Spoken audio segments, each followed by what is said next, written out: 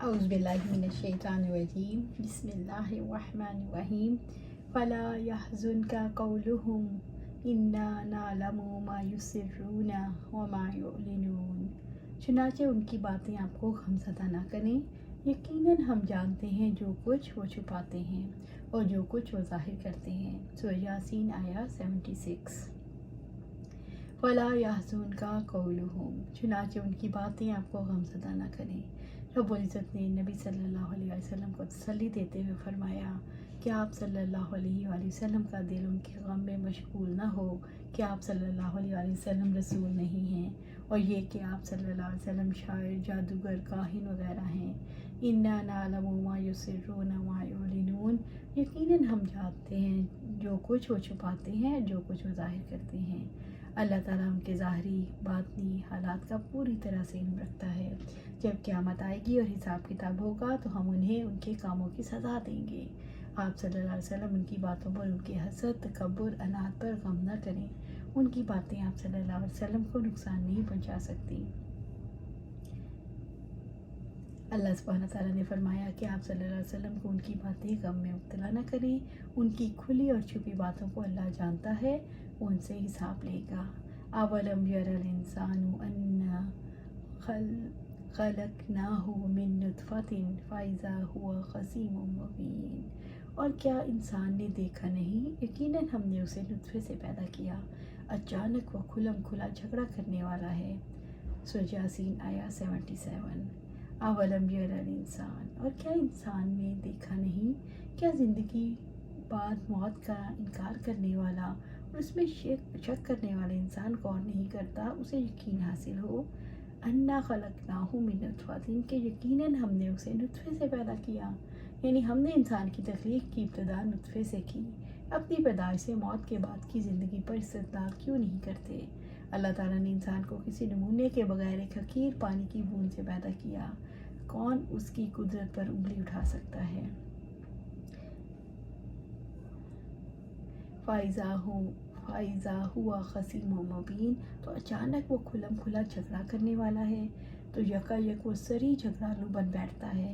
اس کے بعد کہ اللہ تعالیٰ نے نطفے سے اس کی تخلیق کی ابتدا کی، اسے ان دو حالتوں کے تفاوت پر غور کرنا چاہیے۔ اسے معلوم ہونا چاہیے کہ وہ ہستی جو اسے عدم سے وجود میں لائی، زیادہ قدرت رکھتی ہے کہ اس کے مرنے اور ریزہ ریزہ ہو کر بکھر جانے کے بعد اسے دوبارہ زندہ کرے۔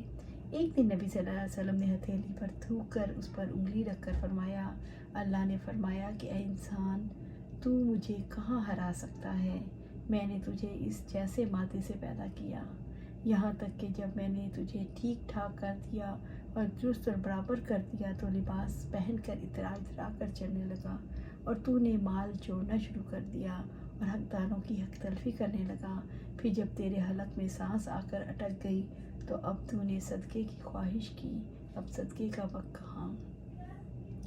عبداللہ بن عباس رضی اللہ تعالیٰ عنہ بیان کرتے ہیں، ایک دفعہ عاص بن وائل آپ صلی اللہ علیہ وسلم کے پاس آئے، ایک پوسیدہ ہڈی لے کر آیا اور اسے ریزہ ریزہ کرنے لگا۔ پھر کہنے لگا، اے محمد صلی اللہ علیہ وسلم، کیا اللہ اس ہڈی کو اس کے بوسیدہ ہونے کے بعد بھی زندہ کرے گا؟ تو آپ صلی اللہ علیہ وسلم نے فرمایا، ہاں، اللہ اسے زندہ کرے گا۔ سن، اللہ تعالیٰ تجھے موت دے گا، پھر تجھے زندہ کرے گا، پھر تجھے جہنم کی آگ میں داخل کرے گا۔ تو اس وقت یہ آیات نازل ہوئیں، اولم یر الانسان انا خلقناہ من نطفۃ فاذا هو خصیم مبین۔ انسان جی اٹھنے کے بارے میں جھگڑا کرتا ہے۔ اللہ تعالیٰ نے انسان کو اس کی تخلیق اس لیے یاد دلائی کہ اسے کتنے حقیر مادے سے، نطفے سے پیدا کیا اور سری جھگڑالو بن کر کھڑا ہو گیا۔ وَضَرَبَ لَنَا مَثَلًا وَنَسِیَ خَلْقَهُ قَالَ مَن یُحْیِی الْعِظَامَ وَهِیَ رَمِیمٌ، اور اس نے ہمارے لیے ایک مثال بیان کی اور اپنی پیدائش کو بھول گیا۔ اس نے کہا، ان ہڈیوں کو کون زندہ کرے گا حالانکہ وہ بوسیدہ ہو گئی۔ سورہ یاسین آیا 78۔ وَضَرَبَ لَنَا مَثَلًا، اور اس نے ہمارے لیے ایک مثال بیان کی، اور اس نے ہمارے لیے مثال بیان کی کہ کسی کے لیے مناسب نہیں کہ وہ اس قسم کی مثال بیان کرے، اور وہ ہے خالق کی قدرت کا مخلوق کی قدرت کے ساتھ قیاس۔ یہ قیاس کرنا کہ جو چیز مخلوق کی قدرت سے بعید ہے وہ خالق کی قدرت سے بھی بعید ہے۔ वनसिया खल्क़ा, और अपनी पैदाइश को भूल गया। यानी रब्बुल इज़्ज़त ने जिसे अदम से वजूद बख्शा, अपनी पैदाइश को भूलकर अल्लाह की अजीम कुदरत पर ताज्जुब करता है। जिसने आसमान और ज़मीन बनाए वो बसीदा हड्डियों और जिस्मों को दोबारा पैदा नहीं कर सकता। क़ाल मन युह्यिल इज़ाम व हिय रमीम, उसने कहा उन हड्डियों को कौन जिंदा करेगा हालांकि वो बसीदा होंगी। यानी वो कहता है मुर्दा हड्डियों को ज़िंदा करने पर हैरान है, कौन है जो हड्डियों को बसीदा हो जाने के बाद उन्हें दोबारा पैदा करेगा। वो अपनी इब्तिदा को भूल गया, वो तो कुछ भी नहीं था जब उसे रब ने पैदा किया।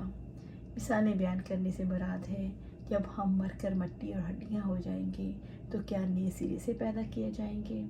इंसान को मरने के बाद हड्डियों का बसीदा होना याद रहता है और अपनी पैदाइश को भूल जाता है। वो अल्लाह ताला के लिए मिसालें बयान करता है और अपनी हकीकत को भूल जाता है। कुल युह्यिहा अल्लज़ी अंशअहा अव्वल मर्रा व हुवा बिकुल्लि खल्क़िन अलीम, आप कह दें कि उन्हें वही ज़िंदा करेगा जिसने उन्हें पहली बार पैदा किया और वो हर तरह की तकलीफ को खूब जानता है। सूरह यासीन आया 79। कुल, आप कह दें ए नबी सल्लल्लाहु अलैहि वसल्लम, आप सल्लल्लाहु अलैहि वसल्लम उन्हें बता दें युह्यिहा अल्लज़ी अंशअहा अव्वल मर्रा, कि उन्हें वही ज़िंदा करेगा जिसने उन्हें पहली बार पैदा किया। जो रब पहली बार पैदा कर सकता है वो दोबारा भी पैदा कर सकता है, क्योंकि पहली पैदाइश आसान है, दूसरी बार पैदा करना इसकी कुदरत से बाहर नहीं। वह हुआ बिकुल्लि खल्क़िन अलीम, और वो हर तरह की तकलीफ को खूब जानता है। ये अल्लाह ताला की सिफ़ात आलिया में से दूसरी दलील है। अल्लाह का इल्म इसके तमाम मखलूक़ात का, इसके तमाम अहवाल का तमाम औक़ात में अहाता किए हुए है। वो खूब जानता है मुर्दों के जिस्मों को खाक के जिस्म में से मिट्टी क्या चीज़ कम कर रही है और क्या चीज़ बाकी है। वो गायब और शाहिद हर चीज़ का इल्म रखता है। जब बंदा अल्लाह के इस अजीम इल्म का इकरार कर लेता है तो उसे मालूम हो जाता है कि अल्लाह की कुदरत तो मुर्दों को उनकी कब्रों से दोबारा ज़िंदा करने से ज़्यादा अजीम और ज़्यादा जलील है। एक मरतबा हुज़ैफ़ा रज़ी अल्लाह तआला अन्हु से उक़बा बिन उमरो ने कहा कि आप हमें रसूलुल्लाह सल्लल्लाहु अलैहि वसल्लम से सुनी हुई कोई हदीस सुनाएं। तो आप रज़ी अल्लाह तआला अन्हु ने फरमाया, एक शख्स पर जब मौत की हालत तारी हुई तो उसने अपने वारसों को वसीयत की कि जब मैं मर जाऊं तो बहुत सारी लकड़ियाँ जमा करके मेरी लाश को जलाकर खाक कर देना, फिर उसे समंदर में बहा देना। चुनांचे उन्होंने यही किया। अल्लाह ने उसकी राख को जमा करके जब उसे दोबारा ज़िंदा किया तो उसे पूछा कि तूने ऐसा क्यों किया। उसने जवाब दिया, सिर्फ तेरे डर से।